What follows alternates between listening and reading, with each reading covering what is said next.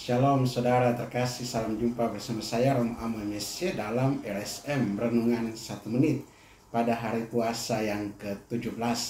Semoga tetap semangat dalam berpuasa, terutama juga dalam pekan ini.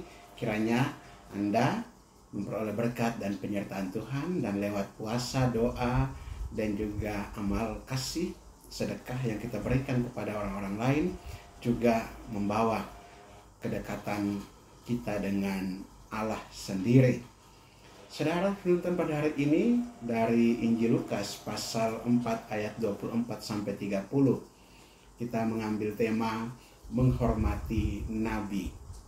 Kisah dalam Injil Lukas hari ini tentunya hal yang tidak mengenakan, di mana Yesus di tempat asalnya di Nazaret, ketika ia masuk ke rumah ibadat, membaca dari firman Tuhan, menyatakan bahwa firman yang dibacakan itu digenapi dalam dirinya, maka orang-orang di tempat asalnya menolak dia.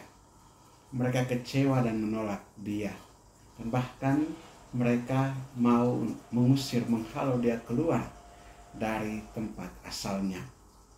Yesus katakan kepada mereka bahwa sesungguhnya tidak ada nabi yang dihargai di tempat asalnya. Dan apa yang dikatakan Yesus ini benar. Orang-orang yang menutup hatinya bagi pewartaan firman Tuhan, orang-orang yang menutup hatinya bagi penyampaian kebenaran, orang-orang yang menutup hatinya bagi sabda Allah, tentunya akan menolak, tentunya akan memberikan reaksi yang menolak, karena tidak sesuai dengan keinginan mereka, tidak sesuai dengan ambisi mereka, tidak sesuai dengan kehendak mereka.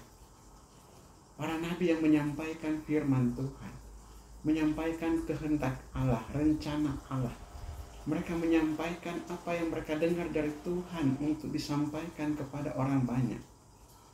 Dan memang tujuan penyampaian para nabi itu adalah supaya terjadi pertobatan.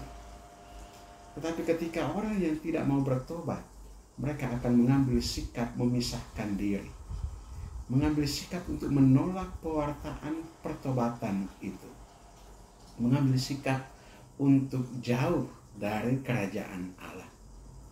Dan Yesus mengangkat kisah sejarah dari bangsa Israel sendiri dalam sikap mereka terhadap para nabi sebelumnya. Misalnya yang diangkat dalam teks Injil hari ini tentang Nabi Elia. Pada zaman Nabi Elia terjadi kelaparan 3 tahun 6 bulan. Tetapi Elia diutus bukan untuk salah seorang dari bangsa Israel, tetapi ia diutus kepada seorang perempuan janda di Sarfat, di tanah Sidon. Inilah orang-orang yang menerima kehendak Allah, orang-orang yang menerima firman Tuhan.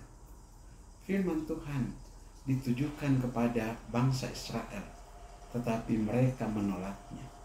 Juga pada zaman Nabi Elisa, banyak orang kusta di Israel, tetapi Elisa diutus kepada Naaman, orang Syria itu.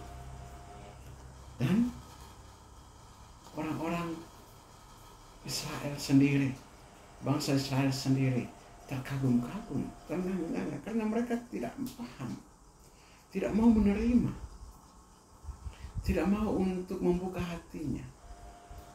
Dan kepada kita sekalian, firman Tuhan yang disampaikan kepada kita diajak untuk membuka hati, untuk menghargai, menghormati nabi zaman sekarang ini.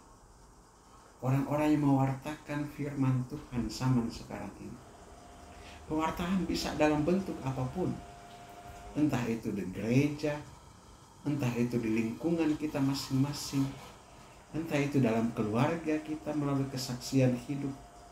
Bisa saja orang-orang yang ada di sekitar kita diutus oleh Tuhan atas cara tertentu untuk menyampaikan kepada kita supaya kita bertobat, untuk menyampaikan pesan kepada kita supaya kita berubah dari perilaku hidup kita, untuk mengarahkan kita supaya kita hidup seturut dengan kehendak Tuhan. Orang-orang demikian kita hargai mereka, kita hormati mereka. Bukan karena pertama-tama mereka itu orang baik, bukan. Tetapi karena pewartaan firman yang disampaikan kepada kita, yang mengajak kita kepada kehidupan yang lebih baik. Kita bersyukur karena kita diberi kesempatan untuk memperbaiki diri kita. Dan di masa prapaskah inilah kesempatan itu untuk kita hidupi, kita perbaiki diri kita melalui kesaksian, melalui juga pemberitaan orang-orang yang ada di sekitar kita, melalui juga tanda-tanda kenabian yang ada di sekitar kita. Mari kita hormati nabi-nabi, utusan-utusan Tuhan zaman sekarang ini. Marilah kita berdoa. Allah Bapa kekal dan kuasa, kami mengucap syukur dan berterima kasih kepadamu atas firman-Mu hari ini yang meneguhkan kami, menguatkan langkah kami. Pertama dalam mengisi hari puasa yang ke-17 ini, Engkau mengajak kami untuk menghormati nabi, menghormati orang-orang yang menyampaikan pemberitaan firman-Mu, menghormati orang-orang yang menyampaikan kebenaran, menghormati orang-orang yang menunjukkan jalan kepada keselamatan, jalan kepada pertobatan, melalui kesaksian hidup mereka, maupun melalui kata-kata, melalui tindakan yang mereka sampaikan kepada kami. Tuhan, kami bersyukur atas semuanya ini, dan kami mohon kuatkanlah kami, terangilah hati kami, bimbinglah kami dengan Roh Kudus-Mu, agar hati kami terbuka bagi pewartaan firman-Mu, terbuka bagi arahan kepada pertobatan, dan terbuka kepada jalan keselamatan-Mu. Kuatkanlah kami di tengah pergumulan dan kesulitan hidup kami. Semoga apa yang menjadi harapan dan kerinduan kami, permohonan-permohonan kami, keluhan-keluhan hati kami, Engkau kabulkan demi Kristus Tuhan dan Juru Selamat kami, yang hidup dan berkuasa bersama Dikau dalam persekutuan dengan Roh Kudus Allah sepanjang segala masa. Amin. Berkat Allah mau kasih turun yang tinggal atas saudara sekalian, Bapa dan Putra dan Roh Kudus. Amin. Saudara terkasih, apabila Anda berkenan dengan renungan ini dan belum subscribe channel ini, silakan Anda subscribe dan klik tanda lonceng untuk mendapatkan update renungan ini setiap hari. Bagi saudara-saudara yang hendak memasukkan wujud-wujud doanya, silakan menuliskan pada kolom komentar ini, saya bantu dalam doa-doa saya. Bagi saudara-saudara yang hendak memberikan catatan, komentar, apresiasi, silakan juga ditulis pada kolom komentar di channel YouTube ini. Dan bagi saudara-saudara yang hendak membagikan renungan ini kepada saudara-saudara kita yang lain, silakan dibagikan agar menjadi berkat bagi mereka. Tetap semangat dalam berpuasa, Tuhan memberkati.